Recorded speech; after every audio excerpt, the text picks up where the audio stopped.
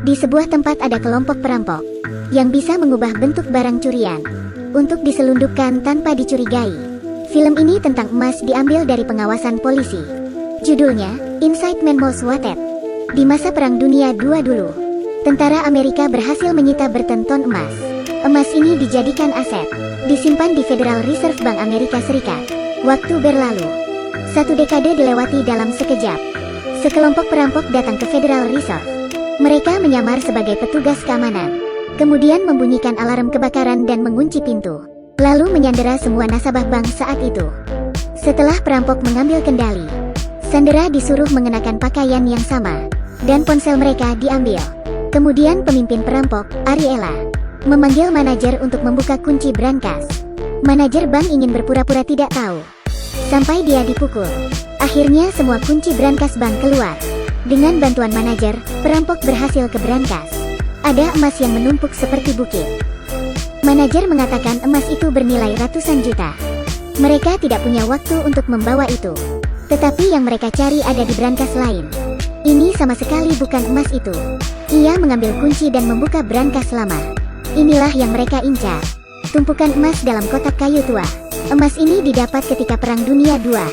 Pada saat yang sama polisi juga bergerak. Kepolisian New York dan FBI bekerja sama, memblokir seluruh jalan yang menuju bank. Negosiator terbaik di New York, Brin, bergegas ke bank. Hanya dalam data penyelidikan polisi, saat mempelajari cara menyelamatkan para sandera, Ariela diam-diam membukanya sendiri. Brankas bank 392, masukkan beberapa barang. Kembali ke brankas, dan arahkan bawahan membawa emas keluar. Pada saat ini, Remy meminta negosiasi di dalam bank. Ariela menjawab telepon dengan tenang, lalu meminta polisi membawa 2 mobil lapis baja. Jika belum ada dalam waktu 8 jam, mereka akan melukai para sandera. Polisi dan FBI hanya bisa menyetujuinya.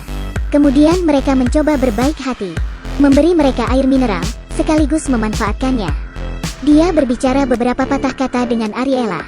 Hanya dengan beberapa kata, Remy sadar bahwa Ariela dan kelompoknya tidak merampok bank begitu saja. Ada hal lain yang tersembunyi. Setelah kembali, Remy berdiskusi dengan Brin, mencari informasi kelompok perampok ini. Berdasarkan topeng yang dipakai Ariela, polisi menemukan informasi yang berkaitan.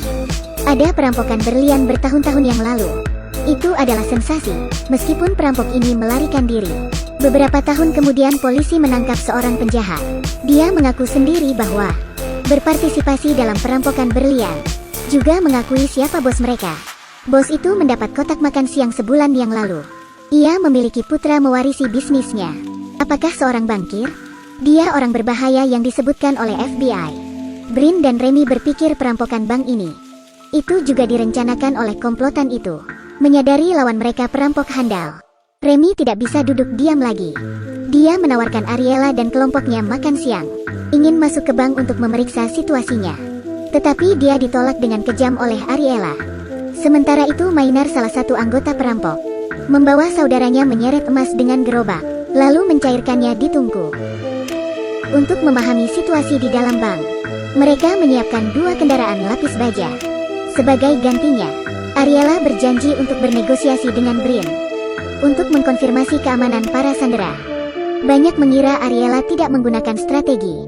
Setelah Brin memastikan bahwa para sandera aman dan tidak membiarkan mereka melukai sandera, Brin harus memakai pakaian sama seperti perampok dan berlagak seolah ia disandera.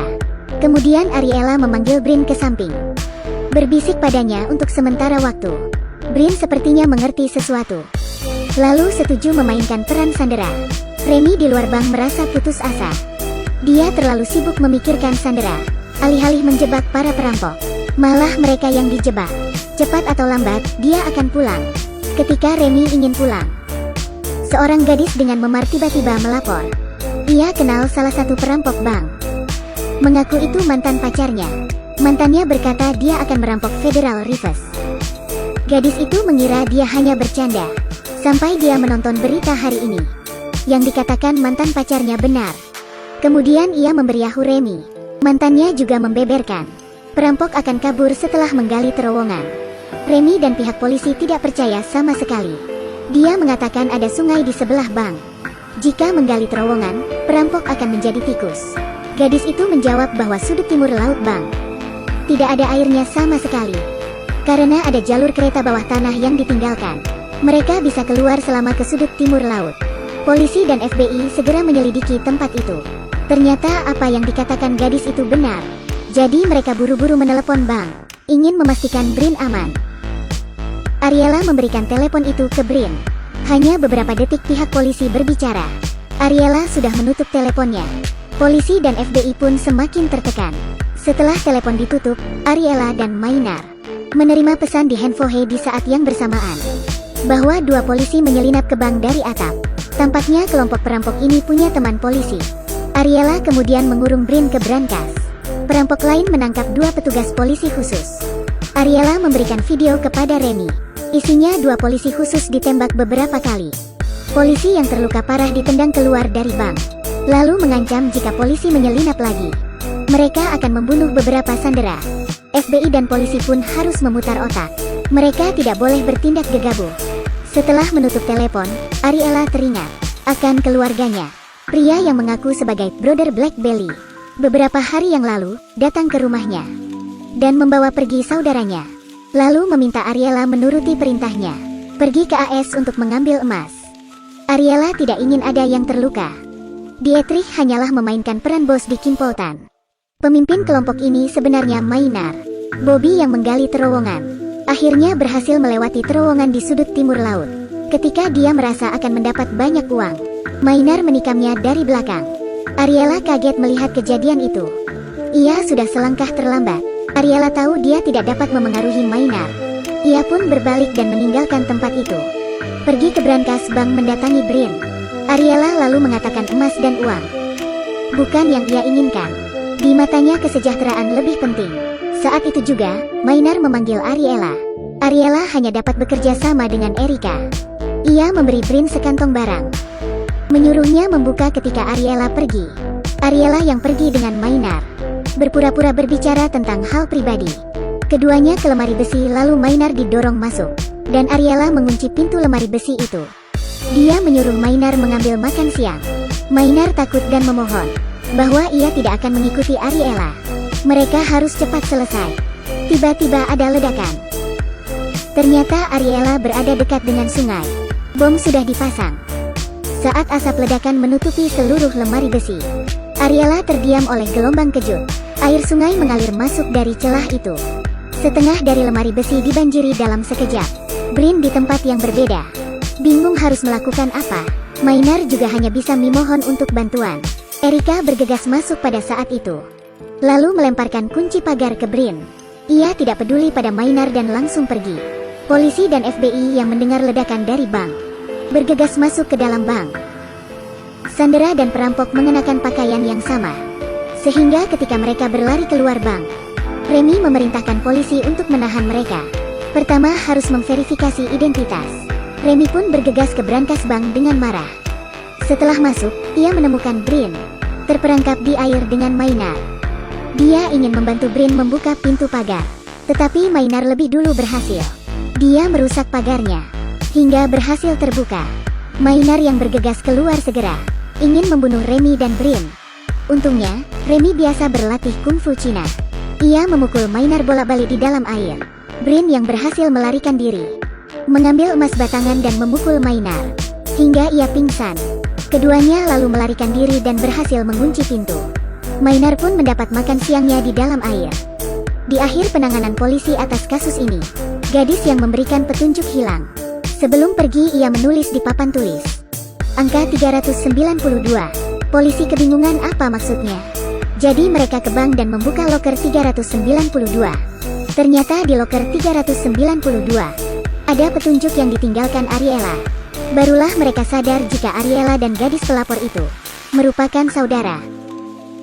Kemudian Remy mengandalkan petunjuk ini untuk mencari tahu informasi para perampok. Sayangnya tak satu pun yang berhasil ditangkap. Pemimpin kantor polisi untuk kepentingannya mengumumkan nilai internal Federal Reserve. Emas batangan senilai 250 miliar dolar AS masih ada. Faktanya, emas batangan itu telah lama menghilang. Polisi juga tidak menemukan tubuh Ariela. Kasus ini pun ditutup dengan hilangnya Ariela. Setelah beberapa hari penyelidikan tanpa tidur, Akhirnya Remy tahu perampok mengambil emas batangan. Dilebur dan dibuat ulang menjadi pagar berongga. Dengan ledakan pagar asli bank pun hancur. Pagar emas dan kuningan dicampur bersama. Lalu perampok berpura-pura menjadi pembersih.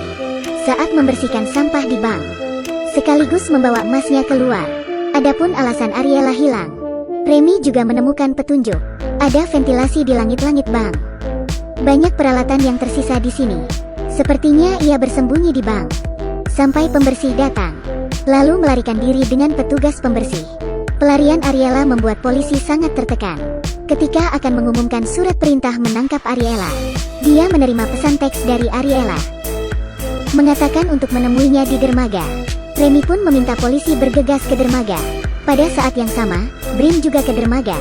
Ia tiba lebih awal dan menemukan truk kargo. Membukanya dan menemukan semua emas dari perampokan bank. Tepat ketika Brin hendak menghubungi atasannya untuk mengirimkan emas kembali, Dietrich dengan anak buahnya mengepung Brin. Ia terlihat sangat santai dan mengatakan bahwa mereka sudah menangkap saudaranya Ariela. Dietrich merasa puas seakan ia berhasil. Tanpa tahu sebenarnya, Ariela membawa penggantinya untuk ditangkap, dan dia bisa pergi dengan uang. Tetapi Dietrich menghadapi Brin dengan arogan sampai berbicara tanpa henti. Remy dan pihak kepolisian akhirnya tiba. Orang yang mengambil barang curian pun tertangkap.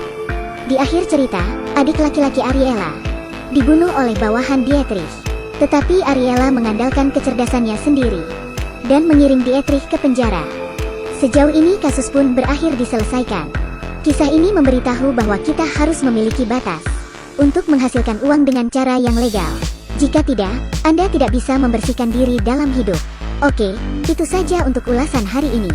Jika kamu suka, follow aku dan sampai jumpa.